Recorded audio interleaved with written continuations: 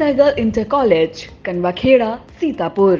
Admissions open for session 2024-25 for class 9th and 11th. Trained, highly qualified and experienced staff. Transport facility available. Value-based education system. Contact now for your children's bright future.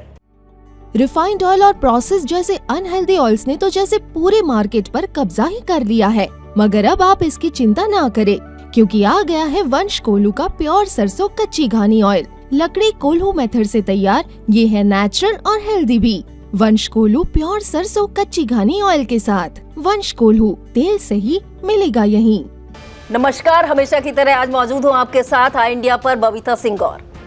आपको मैं 2 क्षेत्रों की जानकारी दे चुकी हूँ, आज बागपत शहर ले चलते हैं। पश्चिमी उत्तर प्रदेश का बेहद महत्वपूर्ण लोकसभा क्षेत्र बागपत इन दिनों राजनीतिक रूप से बेहद गरमाया हुआ है। बागपत लोकसभा सीट पर 28 मार्च से 4 अप्रैल तक 16 उम्मीदवारों ने नामांकन पत्र दाखिल किए थे, जिसमें से 5 अप्रैल को 19 उम्मीदवारों के नामांकन पत्र निरस्त कर दिए गए थे। 8 अप्रैल को किसी भी उम्मीदवार ने नामांकन वापस नहीं लिया, जिसके बाद अब मैदान में कुल 7 उम्मीदवार रह गए हैं।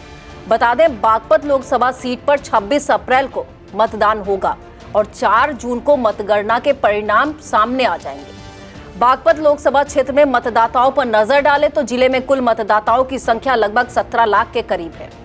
निष्पक्ष एवं शांतिपूर्ण मतदाता संपन्न कराने के लिए जिला प्रशासन ने तैयारियां पूरी कर ली हैं। बागपत जनपद की बागपत लोकसभा सीट सहित समूचे जनपद में 515 मतदान केंद्र बनाए गए हैं और 979 मतदेय स्थल बनाए गए हैं। चुनाव सकुशल संपन्न कराने के लिए जनपद में 9 जोनल मजिस्ट्रेट, 106 सेक्टर मजिस्ट्रेट तैनात किए गए हैं। अब बात कर लेते हैं बागपत लोकसभा सीट पर चुनावी मैदान में उतरे प्रत्याशियों की। भाजपा रालोद गठबंधन में बागपत लोकसभा सीट रालोद के खाते में आई है।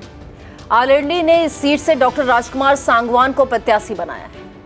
मेरठ के उपलेहड़ा गांव के डॉक्टर राजकुमार सांगवान ने एलएलबी की है और हिस्ट्री से पीएचडी है। 1 साल पहले ही वे मेरठ कॉलेज में इतिहास विभाग के प्रोफेसर पद से रिटायर्ड हैं। 61 साल के डॉक्टर राजकुमार सांगवान अविवाहित हैं और पश्चिमी यूपी के बड़े छात्र नेता भी रहे हैं। इसके साथ ही रालोद के टिकट पर मेरठ प्रत्याशी राजकुमार सांगवान चौधरी परिवार के सबसे भरोसेमंद माने जाते हैं। अब बात सपा कांग्रेस गठबंधन की करते हैं। सपा कांग्रेस गठबंधन में ये सीट सपा के खाते में आई है। समाजवादी पार्टी ने इस लोकसभा सीट पर जाट कार्ड खेलते हुए मनोज चौधरी को प्रत्याशी बनाया है। बागपत के ही ककड़ीपुर गांव के रहने वाले मनोज चौधरी ने 1998 में सपा से अपना राजनीतिक सफर शुरू किया था। सपा ने वर्ष 2012 में पहली बार उन्हें छपरौली विधानसभा सीट से चुनावी मैदान में उतारा था, लेकिन वे हार गए थे। उसके बाद सपा ने वर्ष 2017 में मनोज चौधरी पर दोबारा विश्वास जताया और उन्हें छपरौली विधानसभा सीट पर चुनावी मैदान में उतारा, लेकिन दूसरी बार भी उन्हें हार का सामना करना पड़ा था। लेकिन इस बार पिछले चुनाव के मुकाबले उनके वोटों में इजाफा देखने को मिला था। वहीं बसपा ने इस सीट पर प्रवीण बंसल को प्रत्याशी बनाया है। खेकड़ा क्षेत्र के घिटौरा गांव के मूल निवासी प्रवीण बंसल दिल्ली हाईकोर्ट में अधिवक्ता हैं।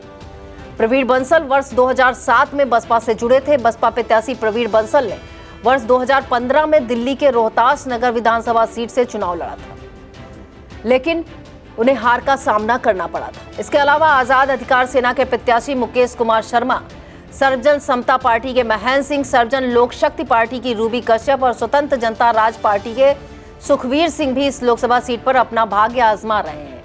आइए अब नजर डालते हैं बागपत लोकसभा सीट के राजनीतिक सफरनामे पर। बागपत निर्वाचन क्षेत्र के राजनीतिक इतिहास पर नजर डालें तो यह बेहद दिलचस्प रहा है।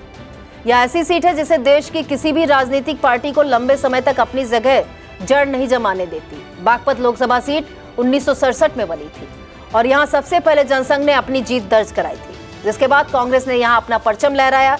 लेकिन इमरजेंसी के बाद 1977 में आए राजनीतिक भूचाल ने किसान नेता पूर्व प्रधानमंत्री स्वर्गीय चौधरी सिंह चरण को अपना बना लिया।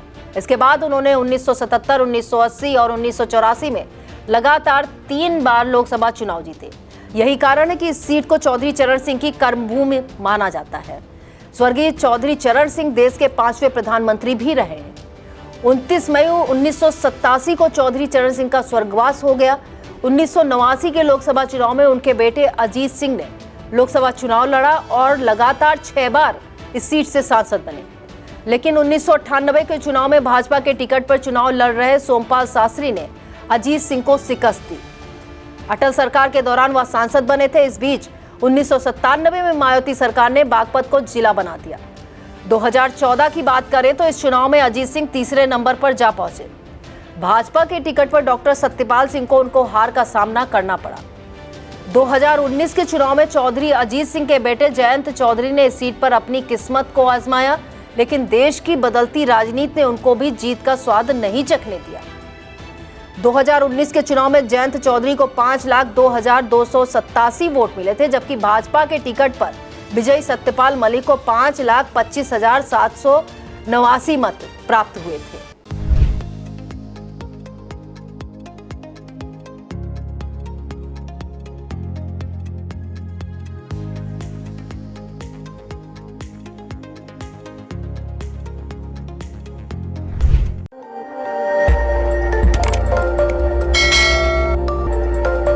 खबर आपकी, नजर हमारी।